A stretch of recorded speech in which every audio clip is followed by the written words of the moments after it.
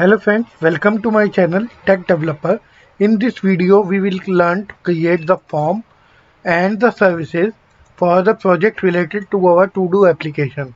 We have just till now we have just created the entities for the skill, task and the user, and similarly we have just created the skill repository, task repository and the user repository, which will connect all those entities with the database. So now we will create the services which we are going to use for the REST APIs, and before creating the services we have to create the form because it will take the data from your request, means it will take the data from your request as a request body. So let's start. So as you know that we have three entities, so means we have to manipulate or means to create the three forms accordingly for having the request uh, as per the skill, task and the user. So let's create first about the skill form. So create a class skill form and put it into the form package, and after that just take the private string name. Let me tell you that why we are taking the name. As we know that we are creating a request body for the skill, so skill entity contains the ID and the name. ID will be auto generated, so we have just only the name which we will get from our request body. That's why we have created and taken the name of the skill only. So put at the data, as you know that it is required for having the constructor, setters and getter and all these stuffs. After that, at the data you need to put at the JSON ignore properties ignore unknown true. This is the most required because now this is not the entity, this is a form, a JSON form which we will receive as a request body. So whenever a request body pass out to the backend side need to be in means improve it. Like if suppose I am the request body requires only the name, but suppose by mistake from front end side I am also sending some another properties which is not known to the skill form or a class, then it should ignore that unknown properties so that there will not be any problem of binding the request body to your skill form. So please remember to use the at the rate JSON ignore properties ignore unknown to be true whenever you are creating the request body or a form. So for this skill we have done created the skill form. Now we will create the user form and the task form. So let's create a task form, create a class, give the name for the task form. Then let's see that what the task entity contains. The task entity contains the ID, the description and the user. So basically we cannot accept the ID because it will be the auto generated. So we are just creating the form for the request body for adding, means a post call for adding or creating that data. So ID will not be required. We have only two things left, that is the description and the user. So always remember this thing that whenever we have entity having one to one or one to many, many to one and many to many relationship, then instead of having that object in our uh, means a request body, we just need to take the ID of that. So if we are going to create the task form, then it will only contain the description and the user ID. So let's create a task form for that. Private string description, private, long, user ID, and at the rate data for getter, setter, and constructor, and at the rate JSON ignore properties, which I have already cleared you that why we are using it. So ignore unknown equals to be true. So here we have created the task form which will contain the task description and the user ID to whom we are assigning the task. Okay. So after that we will create the user form. So let's create a user form.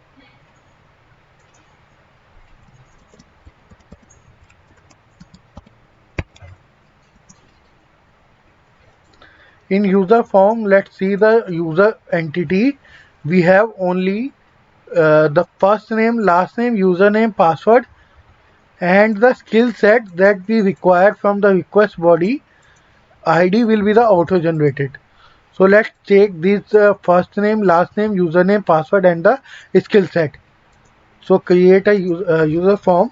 In this I will take private string first name, private string last name, private string username, private string password, and now we need the list of skills that need to be required for creating the means binding that skills to the user form. So as we know, we have already taken the skill for created the skill form here, but because in the user domain now we will be required the IDs for those skills which are bind to the user form. So in this we will only need a set of IDs for that skill forms. So let's take the private set of long skill IDs. Skill ID, we will provide the first name, last name, username, password, and the skill IDs that those skills we want to bind with the user form. So for we have just created the user form here. Let's add the use the add the data for having getter, setter, and constructor, and add the JSON ignore properties, ignore unknown equals to be true. So we have finalized the user form here and the skill form, and similarly we have created the task form. So now we will go toward the service layer. Now we will create the service interface which will contain all the service methods which will be used for creating the REST APIs or using the REST services for the skill related APIs, task related API, and the user related APIs. So let's start. Go to the service package and create an interface. Let's create a skill service interface. In this interface we will have the method for the need to add the skill, that is create skill, in which we will pass the skill form.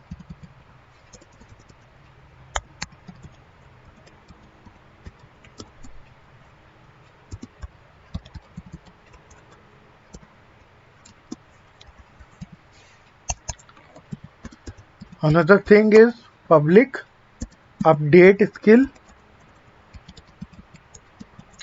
For that we need the skill ID and again the skill form that we need to update.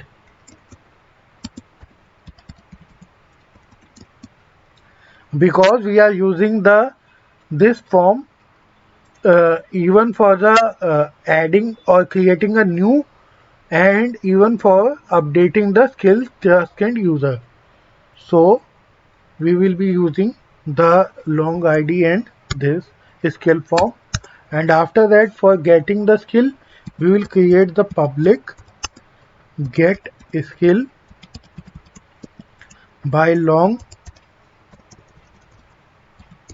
the id of a skill, and similarly for public get skills, which is used for getting all the skills. Now we will having the method for public delete skill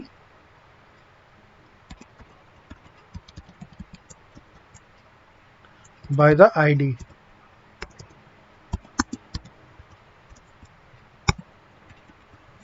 So as you know, I have just have not given the return type because I need to explain you that what the return type should be.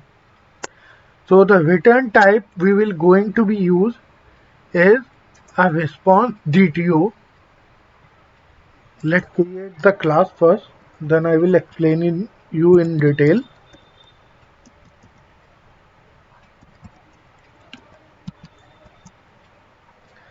The response DTO will contain the type T, type of response, the public, sorry, private object of type T, that is known as a data part, and then private boolean success, then private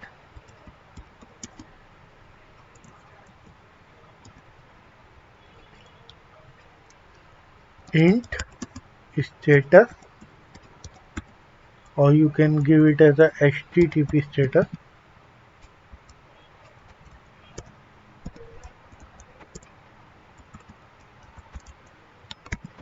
and the message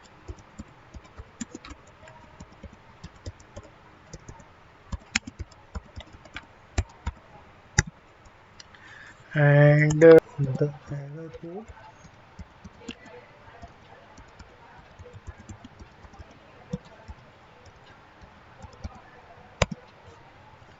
data success, HTTP status, message, error code, and the timestamp.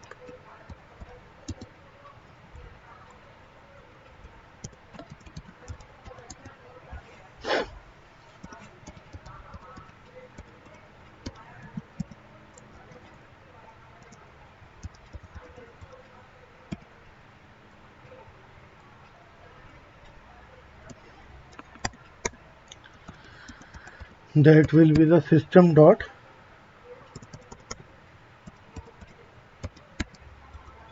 current millisecond. So we will add the data will be required for that at the data,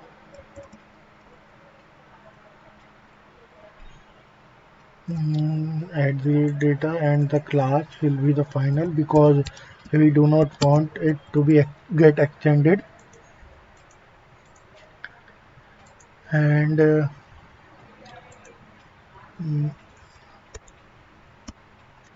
now we will give that response DTO to be the return type in the skill service like this, and the response DTO will contain the return type of type skill DTO, which we are going to return for after creating the skills. Let me create a class and it will be explained later that what I am trying to say. Let's create a skill DTO interface, and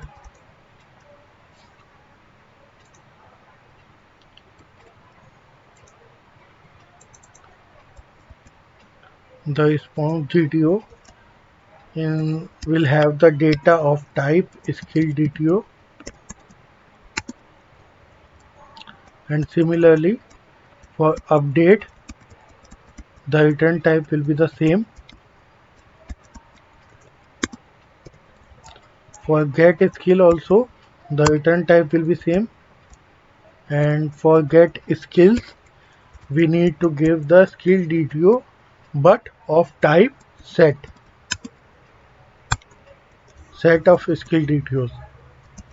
And for deleting the skill we just return the response GTO of type void, because when we returning the response GTO the data will contain the null, so of void type. After that, let me explain you that what we have done and why I have created the response GTO and given the type of response GTO to be the skill DTO. So actually, if you can see that we are using the skill service, creating skill, updating skill, get all skill, and deleting the skills. So whenever you use the API and you create the skill that you want to return, what you will return actually, you will return the skill ID and the name, means the details which is contained into the entity that need to be returned to the browser, to the client back, so that it can be integrated in the front end side also. So we have we can give it as even the skill entity. I can give the skill instead of response GTO skill DTO. I can give the return type to be the skill, but what exactly the issue it will give is that it is an entity, not the response type. Means whenever you are creating any of the REST APIs, don't forget and don't even try to give the return type to be the entity itself, because it has sometimes many to many relationships and one to many relationship which gives you inside the loop. Sometimes it causes the failure to return the response properly. So it's better whenever you are creating the service or an API, you need to return only the required data at the client side instead of returning all the data. So for that, what I have done, I have just returning instead of the entity class, I am just creating a view that is a skill DTO. So again the question will become that why I am taking the response GTO as a type here instead of returning the skill DTO. So the skill DTO is the type of data which will be get returned at the client side, but when we are going to use a REST API, it always follows some standard, means for each and every API the response kind should be same so that it can be handled properly. So let's see what I have created into the response GTO. In response GTO, I have taken the type of D, the data part, and boolean, the success, and the integer as an HTTP status, the message as a string, error code as a string, and the timestamp of that response as a long. So, me actually service is returning only the skill DTO if you normally see, but we are using that service as the return to the REST APIs. Means the REST API will use these service and directly return to the client. So means this response GTO is the return type for the REST API, and response GTO containing the type of data that is the skill DTO, and is the API success or not. In the success field, in the HTTP status, you will provide the response status of your API, and the message that you want to pass means related to that API result, that is either the error message or the success message. And accordingly, if your response is uh, not successful, then you should return the error message with the error code. And similarly, we have just used the timestamp so that it can be checked that at that time the response has been returned. So we are using that part in the skill service, that we are returning the response DTO with which having the data of type LDTO. So similarly, let's create and continue towards our user service and the task service. Let's create an interface for user service.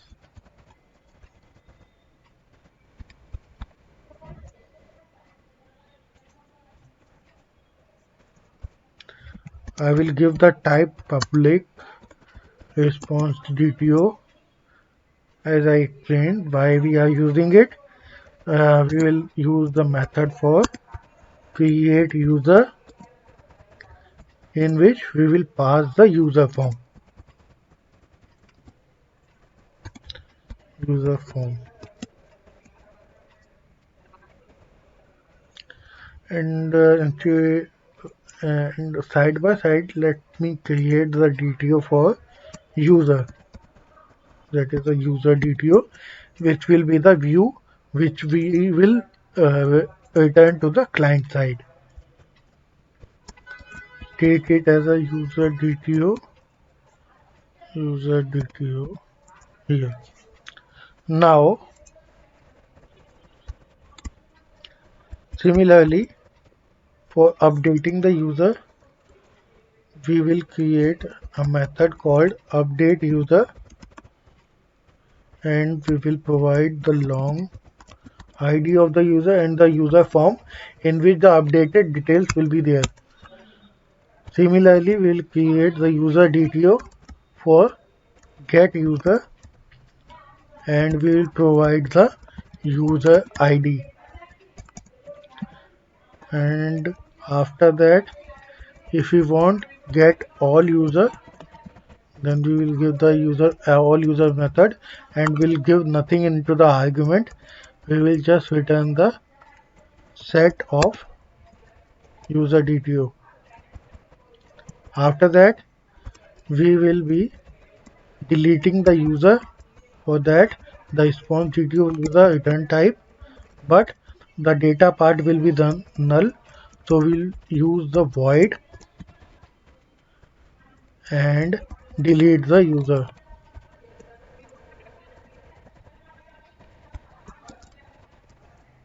Long ID of that user. So similarly, we will create a service layer for, or a service interface for task. So let's create another interface for for having the task service.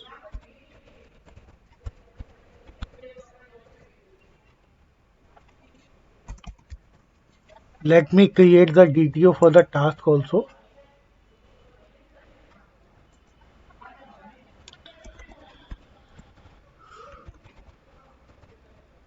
Task DTO, and create the method here for public response DTO of type task DTO.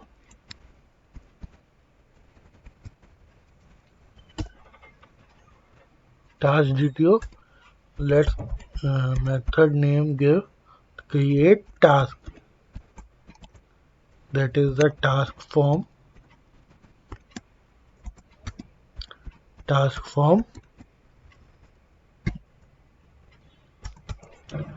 public response GTO of type task DTO update task long the ID of the task and the task form that will provide us the information that they want to be update.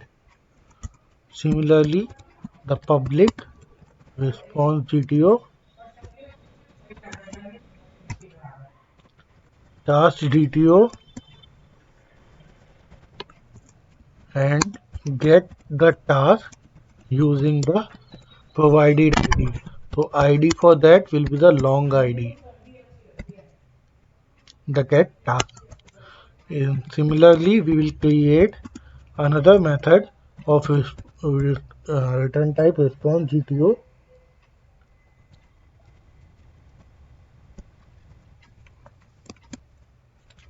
of type set of task DTO, that is get all task. We will provide nothing because we are getting here all the tasks, and we will add another method called a delete task. The response GTO will be the return type and the void will be of type the data will be of type void, and the method name will be the delete task. We will provide the long the ID for that task. So I think you have cleared about the task service, the user service and the skill service, that why we have created the response GTO of as a return type. I, if it is not yet clear too much to you, then don't worry. When we will create the REST APIs, I will explain each and everything again in a detail so that you can be clear about why we have created these things and what the use of that. So thank you for watching this video, guys. Bye for now. Please don't forget to subscribe my channel, and if you are not getting any notification, then don't forget to press the bell icon for the continuous notification. In the next video we will learn creating the response handler, which will help us to handle the response, and after that we will finally go towards creating the REST API. So thank you for watching this video, guys. Bye for now.